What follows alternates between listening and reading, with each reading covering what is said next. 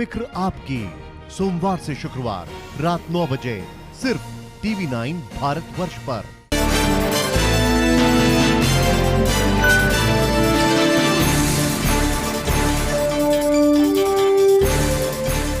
ओए तेरे भवन दे दे अपनी शरण। मेरा झंडा तो ये है, सामने मैंने रखा है। जिस वक्त हमारा ये झंडा वापस आएगा, हम उस झंडे को भी उठाएंगे। ये लोग जिसकी चाहे मदद ले लें, देश अपने फैसलों से पीछे नहीं हटेगा। केंद्र सरकार कहती है कि जम्मू कश्मीर में आर्टिकल 370 लौटने नहीं देंगे और जम्मू कश्मीर की लोकल सियासत करने वाली महबूबा मुफ्ती समेत तमाम नेता कहते हैं कि घाटी से विशेष राज्य का दर्जा हटने नहीं देंगे।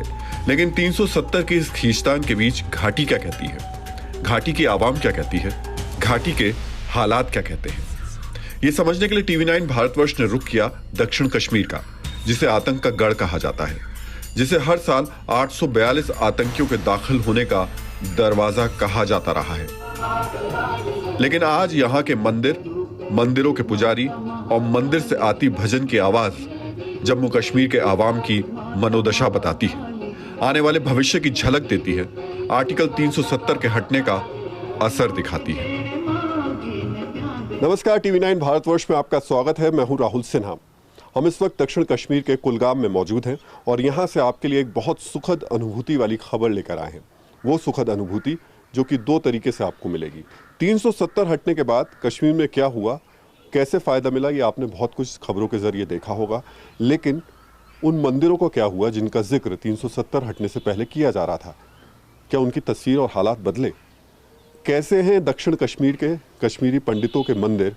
क्या उनमें हालात पहले जैसे ही हैं या फिर अब वहाँ पर शंखध्वनि और भजन कीर्तन सुनाई देने शुरू हो गए हैं? आइए आज चलते हैं दक्षिण कश्मीर की आपको इस यात्रा पर लेकर के। ये घाटी का वो हिस्सा है जहां एक वक्त में इसी तरह आजान के साथ भजन भी गूंजा करते थे, इबादत के साथ पूजा भी हुआ करती थी। आखिर आतंक ने साजिश रची और वक्त ने करवट बदली तो घाटी से आती भजन की गूंज गायब होती गई। लेकिन हमारे इस सफर में दक्षिण कश्मीर के कुलगाम का एक मंदिर उम्मीद की किरण जगाने वाला था, अमन की रोशनी दिखाने वाला था, घाटी के बदले हालात दिखाने वाला था।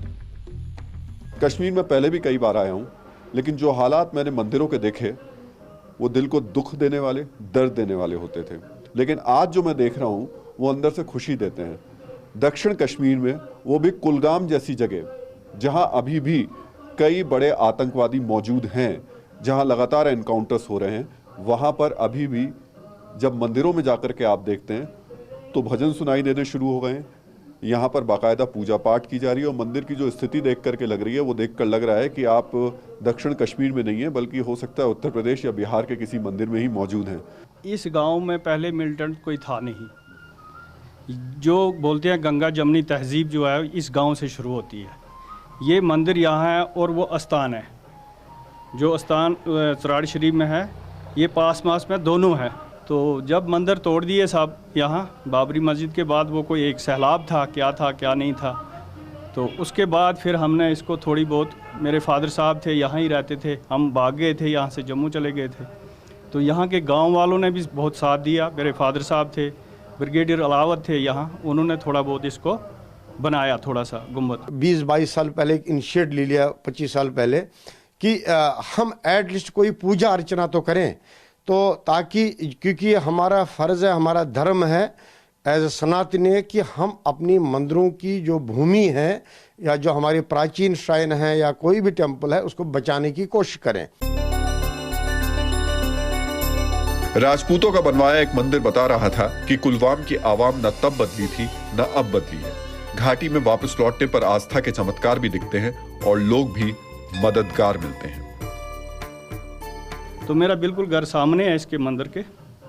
मैंने रात को एक चमत्कार देखा, माँ कात्यायनी का यहाँ दीप जल रहा था। असली मूर्ति वो पुरानी मूर्ति जो है, आप दिखाइए इनको ज़रा, ये अच्छा। पुरानी जो मूर्ति है, कितने साल पुरानी मूर्ति ये होगी? 200, 400, 500 साल, इसका कोई अंदाजा नहीं ये कितनी पुरानी मूर्ति है। ये कात्यायनी माता की कात्यायनी मूर्ति। माता की असली मूर्ति है सर। अच्छा, हाँ जी, ये पुरानी मूर्ति है और ये यहाँ ही पे ही थी। जब हम यहाँ आकर के देखते हैं तो मंदिर चल रहा है, भजन यहाँ पर सुनाई देने शुरू हो गए हैं। हाँ।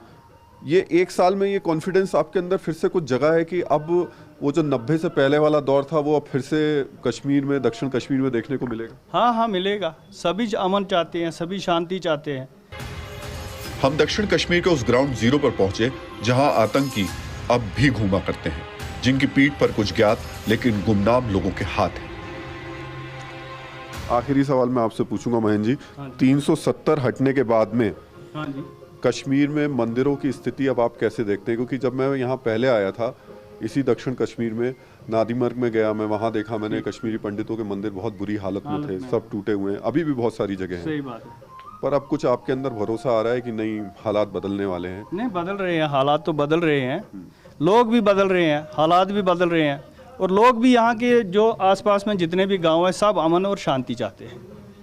ये सीधी बात है, सब लोग अमन और शांति चाहते हैं, वो अपनी इबादत करते हैं, हम अपनी पूजा करते हैं। इस मंदिर की स्थिति धीरे धीरे संभलनी शुरू हो गई है।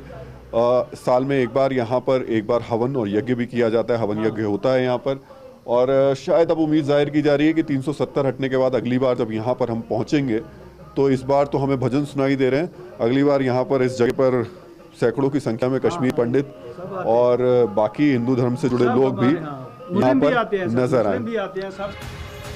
कुलगाम के एक बीहड़ गांव में बना ये मंदिर उम्मीद जगा रहा था, आतंक पर प्रहार का असर दिखा रहा था। जो फारूक अब्दुल्ला और महबूबा मुफ्ती क्या कर रहे थे? कोई नहीं, कोई हमारी किसी ने हमारा पूछा नहीं, क्योंकि फारूक अब्दुल्ला, जब मेरी शादी थी, जब मैं आपको बोल रहा हूँ, वो चीफ गेस्ट थे, उस वक्त चीफ मिनिस्टर थे फारूक अब्दुल्ला, तो उनको सब पता है। मेरे फादर साहब ने बहुत कुर्बानी दी है फारूक साहब के लिए। तो यहाँ पे जो ये देख रहे हैं आप, यहाँ डबल स्टोरी धर्मशाला थी, पहले लोग आते थे, इसके 3-4 कमरे नीचे थे, 3-4 ऊपर थे, वो कहाँ है? तो बरंडा था वो। जब वो उसके बाद जब वो सारे मंदिर यहाँ से तहस नहस हो गए, तो ये भी सारा उसी वक्त डिस्ट्रॉय हो जला दिया गया? हाँ, जला दिया गया था उसको। राज्य सरकार की ओर से 2012 को जारी किया गया एक डेटा बता रहा था कि घाटी में जब कश्मीरी पंडितों का नरसंहार किया गया तब 438 में से 208 मंदिर या तो तोड़ दिए गए या जला दिए गए, जिनमें दक्षिण कश्मीर के 56 मंदिर थे। और दक्षिण कश्मीर का हमारा ये सफर भी एक ऐसे ही मंदिर तक हमें ले आया जहां मंदिर का नामो निशान तक मिट चुका है।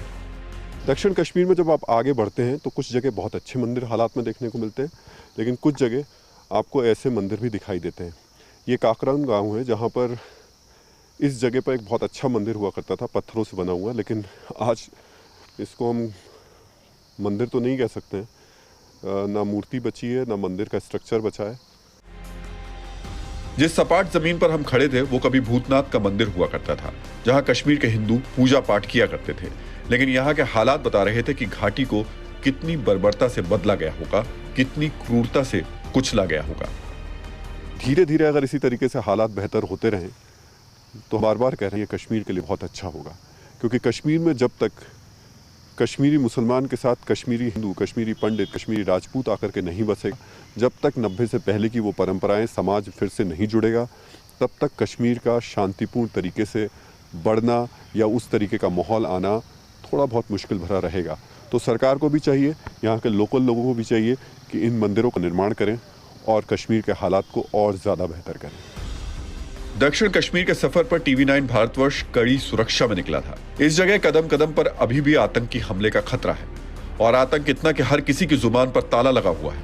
लेकिन हमें कश्मीर की नस मंदिरों से ही परखनी थी, जिनसे कभी काला धुआं उठा था, जहां कश्मीर घाटी को हिंदू विहीन कर देने के लिए देवी देवताओं पर हथौड़ा चला था। तो दक्षिण कश्मीर के मंदिरों में जब आप घूमते हैं तो दो तरीके की अनुभूति हो रही है।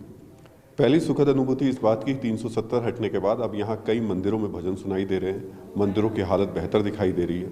दूसरी अनुभूति, जब आप दक्षिण कश्मीर में ऐसी जगह पर घूमते हैं जहाँ कहा जाता है कि वो आतंकवाद का गढ़ है, वहाँ सिर्फ आतंकवादी मिलते हैं, यहाँ पर आपको सदियों पुराने मंदिर भी मिलते हैं। इसका नाम है सर कलवेगी शेरी। कलवेगी शेरी मंदिर। हाँ, तो इसी क्या इतिहास है इसका? इसी नाम से इस एरिया का नाम कुलगाम पड़ा है। अच्छा, इस मंदिर की वजह से ही इसी माता के नाम से जब इन्होंने इसकी स्थापना यहाँ तब से इसका नाम ही कोलगाम पड़ा है। ये मूर्तियां बताती हैं कि घाटी तब कितनी बेरहम हो चुकी थी जब कुलगाम ने अपना नाम देने वाली देवी के मंदिर पर हथौड़ा चलाया होगा, लेकिन यहाँ की मुख्य मूर्ति पर नजर पड़ते ही हिंसक भीड़ ठिठक गई होगी। ये माता जो है, ये कौलवेगीश्वरी माता जो है, तो ये 9 माताएं हैं। अच्छा। हाँ जी, एक पर्वत में, एक ज्येष्ठा माता हो गई, एक यहाँ है क्या कहते हैं इसको, मझगांव में है एक माता इसकी, एक यहाँ है त्रिपुर सुंदरी माता, खीर भवानी माता। हाँ, खीर भवानी माता वही हो ना, हाँ वो माता है। और एक है हमारी कौलवेगीश्वरी माता आती है, एक तारा भगवती माता भी आती है। इनमें से ये 9 माताएं हैं।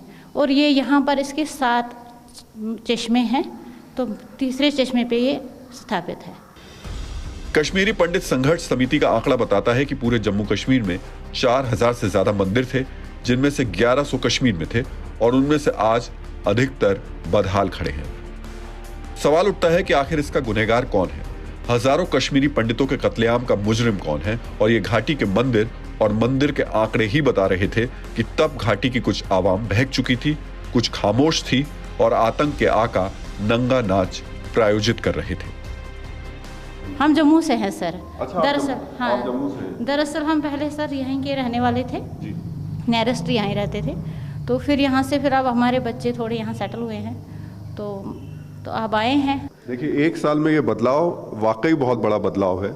अगर यहाँ के स्थानीय लोग एक भरोसा पैदा करें लोगों के अंदर कि हम हैं, डरने और घबराने की बात नहीं, तो इतने अच्छे और खूबसूरत मंदिर तैयार किए जा सकते हैं। ये मंदिर भी जो स्थिति है उसको देख के लग रहा है जल्दी ही रिनोवेट किया गया है। हाल फिलहाल में ही इसका पुनरुद्धार किया गया है, क्योंकि इस मंदिर में भी जब आतंकवाद चरम पर था उस वक्त तोड़फोड़ की गई। आखिर हम कुलगाम की कुलदेवी से मिलकर निकले तो हमें यह लगने लगा था कि आतंक के इस गढ़ में भी अमन का अंकुर निकलने लगा है, जिसे सींचने की जरूरत है, खाद पानी देने की जरूरत है।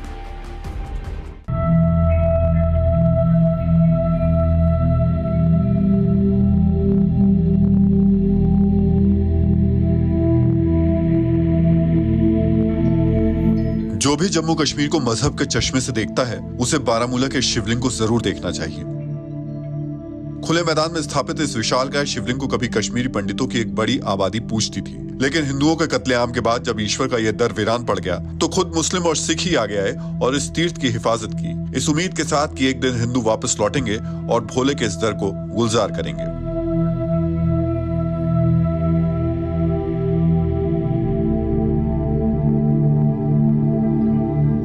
ये सोच नहीं है कि ये अलग अलग मज़ाहिब से हैं, बल्कि यहाँ की जो सोच है, ये यहाँ की सोच ये कहती है कि ये कश्मीरी है और इंसान है। देखभाल हम लोग ये करते हैं क्योंकि हमारी ज़मीनें हैं, हमारे बुजुर्गों ने इसको गुरुद्वारे को डोनेट किया है। जम्मू कश्मीर के बारामूला में ये सबसे ऊंची शिवलिंग है। कहा जाता है कि ये कम से कम 1000 साल पुरानी है। स्थानीय लोगों ने इसे संभाल कर रखा तो है, लेकिन इसे और बेहतर तरह से संरक्षित करने की जरूरत है।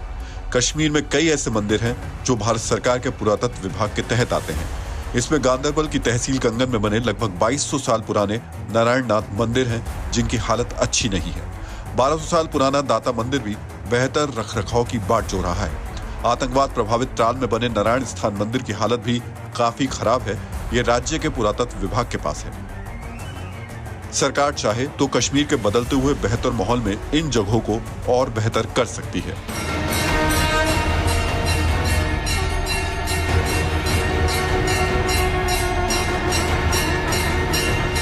उन्नीस 1990 में हिंदुओं के पलायन से पहले गांव-गांव में मंदिरों से घंटी की आवाज गूंजती थी, भजन गूंजते थे।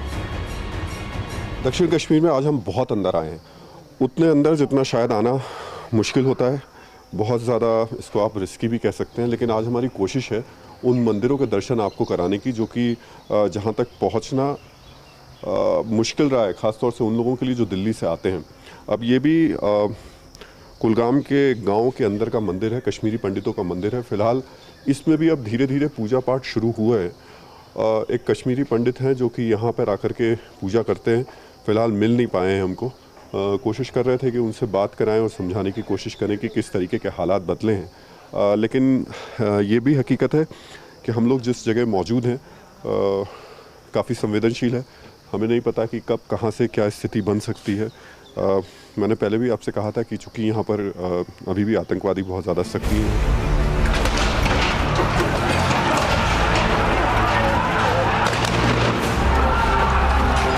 याद कीजिए वो पथराव का दौर जब घाटी में सुरक्षा बलों पर पत्थर चला करते थे, आतंकियों की हिफाजत के लिए आवाम लड़ा करती थी। अब घाटी उस दौर से उभरती नजर आ रही है, लेकिन खौफ अभी भी जारी है।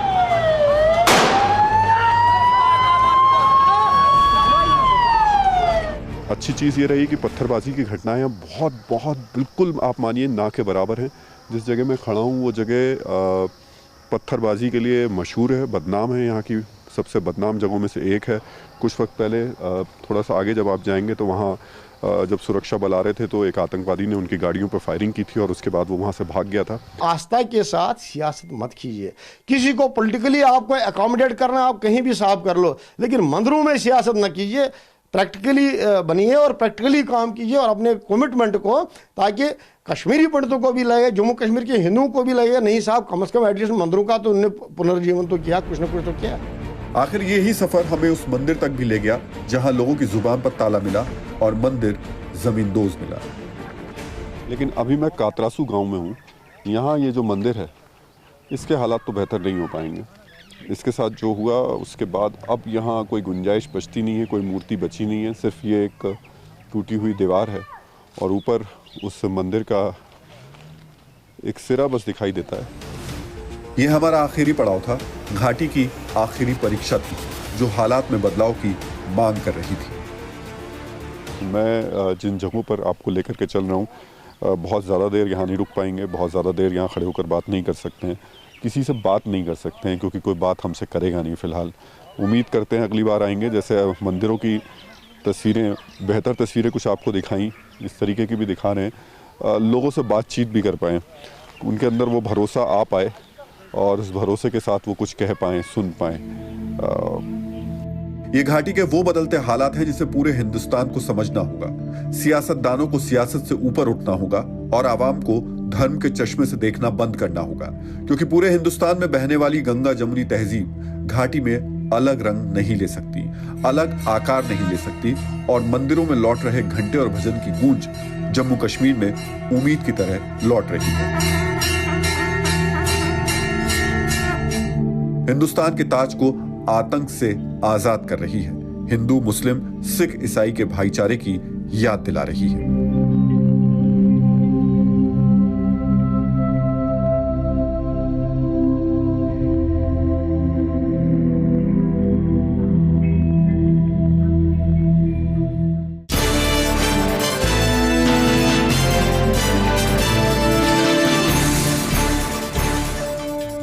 फिक्र आपकी, सोमवार से शुक्रवार रात 9 बजे सिर्फ TV9 भारतवर्ष पर।